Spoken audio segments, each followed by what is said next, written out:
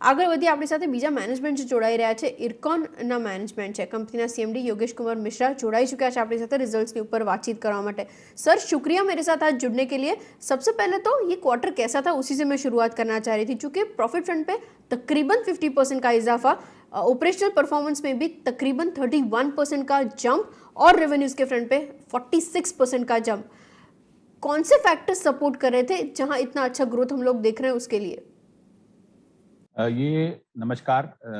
ये हम लोग पिछले पिछले क्वार्टर से देखें या इस साल के पहले Q1 से देखें, तो हम लोगों ने अब की बार ये था कि हम लोग कोविड के कारण जो पिछले साल हम लोगों का कार्य जो है वो प्रतिबाधित हुआ था, वो इस साल हम लोग प्रिपेयर्ड थे और हमने उसी के हिसाब से अपनी तैयारी की हुई थी। तो हम लोगों ने इसीलिए अब की बार दोनों क्वार्टर्स में अच्छे से अपना कार्य किया। हमारे सारे प्रोजेक्ट्स पे मोबिलाइजेशन पूरा है, मैन पावर का, मशीनरी का, कहीं पर भी किसी किस्म की कोई हम लोगों ने कमी नहीं आने दी।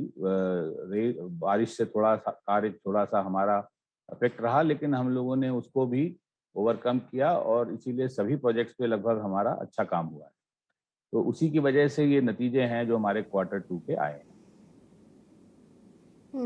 Okay, agreed sir. अच्छा, ऑर्डर बुक की कुछ डिटेल्स अगर आप मुझे दे पाएं, क्योंकि हम लोग जानते हैं आपके सबसे ज़्यादा ऑर्डर्स रेलवेज में से ही होते हैं, लेकिन एक आइडिया, आप आंकड़ा कितने तक पहुंच चुका है, कुछ डिटेल्स एग्जीक्यूटेबल जो FY22 में ही है उसके रिगार्डिंग कुछ आइडिया दे पाएं अगर आप मुझे? हाँ जी, हम लोग साल के शुरू में हम लोगों का ऑर्डर बुक करीब 34,000 करोड़ था और हम लोग करीब 2,500 करोड़ का ऑर्डर एग्जीक्यूट कर चुके हैं। लेकिन इसी दौरान हमको 3,250 करोड़ के ऑर्डर नए मिल चुके हैं। एक जिसमें सोलर प्लांट लगाने का भी ऑर्डर है और कुछ एक इलेक्ट्रिफिकेशन का ऑर्डर है। ये हम लोग ऑलरेडी Q1 और Q2 में हम लोगों का हमें मिल चुका है। इसके अलावा हम कई और हाई स्पीड रेलवे में 2 प्रोजेक्ट और कुछ और प्रोजेक्ट्स में भी हम लोग लोएस्ट बिडर हुए हैं। एक श्रीलंका के प्रोजेक्ट में हम लोग लोएस्ट बिडर हुए हैं। तो ये करीब 6,970 करोड़ का एडिशनल काम है जो हमें अगले क्वार्टर में या अगले साल के अंदर हमारे कंपनी को मिलने की उम्मीद है। तो टोटल मिला के इस साल में करीब 10,000 करोड़ का हमारा ऑर्डर बुक जो है वो करीब करीब बढ़ने का उम्मीद है, जो अभी के हिसाब से हमारी कैलकुलेशन है। और हमारा जो है लगभग हम लोग जो रेवेन्यू अपना एक्सपेक्ट कर रहे हैं वो 6,000 से ऊपर कर रहे हैं। तो हमारी ऑर्डर बुक नेट जो है वो करीब करीब 4,000 करोड़ की बढ़ेगी साल के अंत तक, ये हमारी उम्मीद है। अच्छा, ओके, ये क्यूमुलेटिव फिगर है। अच्छा सर, आपने मुझे डोमेस्टिक मार्केट्स के बारे में बताया, एक आइडिया इन टर्म्स ऑफ जो इंटरनेशनल मार्केट्स की आप बात कर रहे थे, वहाँ से और कितनी अपॉर्चुनिटीज टैप इन करने के बारे में काइंड ऑफ अपॉर्चुनिटीज देख रहे हैं आप? एक आइडिया अगर उसके लिहाज से दे पाएं, और साथ ही किस तरीके से ये बाकी के मार्केट्स वर्कआउट कर रहे हैं, इंडिया को छोड़ के अगर बात करें तो वहाँ से कितना पोटेंशियल जनरेशन देख रहे हैं? हम लोग का जो मेन हम लोगों के कार्य अभी चल रहे हैं वो बांग्लादेश और श्रीलंका में चल रहे हैं और म्यांमार में। तो इन्हीं मार्केट्स में हम लोगों को कुछ और प्रोजेक्ट्स हैं जिसपे कि हम ऑलरेडी बिड कर रहे हैं या गवर्नमेंट के साथ नेगोशिएशन में हैं। तो हमें उम्मीद है कि इन्हीं मार्केट से हमको कुछ और ऑर्डर मिलेंगे। हम क्योंकि अभी तक कोविड की वजह से ट्रैवल वगैरह रेस्ट्रिक्टेड था, तो अब हम लोग उसको काफ़ी जोर शोर से उसके पीछे लगे हैं और हमें उम्मीद है, जैसे श्रीलंका का एक छोटा सा कार्य अभी हम लोग को 115 करोड़ का करीब है जो जिसमें हम लोएस्ट बिडर हुए हैं। उसी प्रकार से हम कुछ उम्मीद करते हैं कि या तो बांग्लादेश में, म्यांमार में, नेपाल में हम लोग कुछ और शायद प्रोजेक्ट्स जीत पाएंगे। Agreed sir. अच्छा, अब जो आप रीसेंट अपडेट्स की बात कर रहे थे, सोलर प्लांट वाला ऑर्डर, ये पूरा एक स्पेस ऐसा है जो नया उभर के बाहर आ रहा है। यहाँ पे किस तरीके से आप स्ट्रैटेजाइज कर रहे हैं? काइंड ऑफ जो प्लेयर्स है इसमें काफ़ी कम है, आगे और ऑर्डर्स इसी एरिया में से आगे आते हुए हम लोग देखेंगे, किस तरीके से ये वर्कआउट होगा?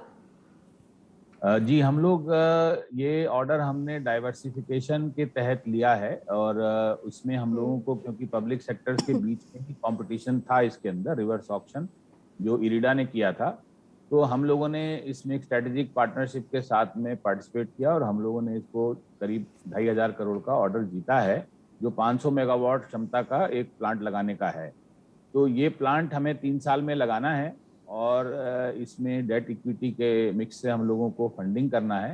हमारे पार्टनर की तरफ से भी इसमें है फंडिंग, और इसमें हम लोगों का टाई अप भी इस तरह से है कि हम लोग चाहें तो हम लोग एक तो काम करने के दौरान हम लोगों को कुछ ईपीसी मार्जिन मिलेगा, और उसके अलावा काम करने के बाद भी हम लोग पावर परचेज एग्रीमेंट साइन करेंगे रेलवे के साथ और अन्य कंज्यूमर गवर्नमेंट कंज्यूमर्स के साथ में।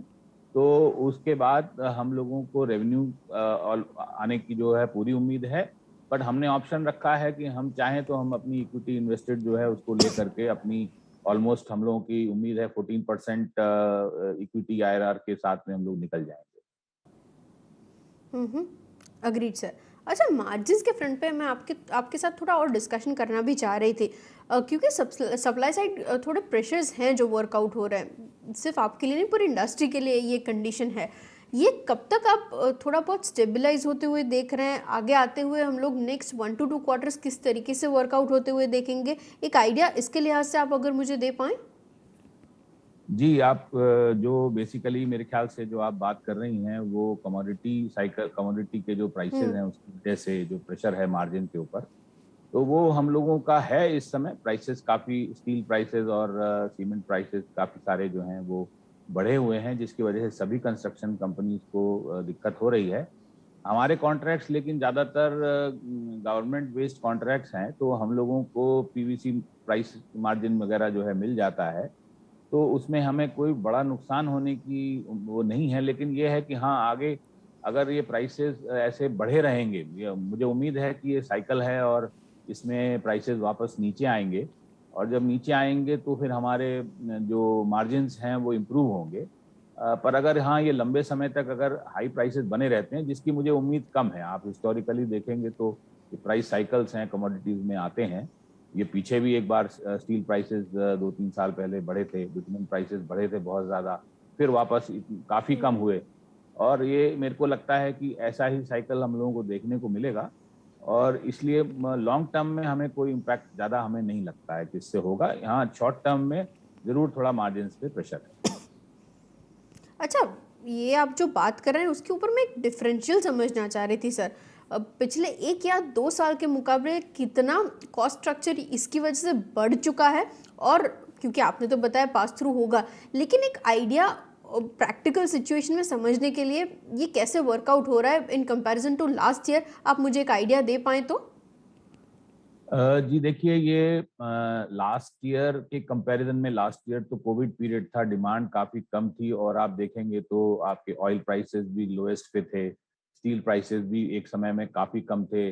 अब वो लगभग उससे स्टील प्राइसेस जो हैं 50% से ज़्यादा बढ़ चुके हैं, सीमेंट प्राइसेस बढ़ चुके हैं, क्योंकि डिमांड भी अभी बहुत ज़्यादा है। काफ़ी, क्योंकि कार्य एक साथ सरकार ने इतना पैसा जो इन्वेस्ट किया है और जो इन्वेस्ट कर रही है इंफ्रास्ट्रक्चर में, तो एकदम से डिमांड बढ़ी है।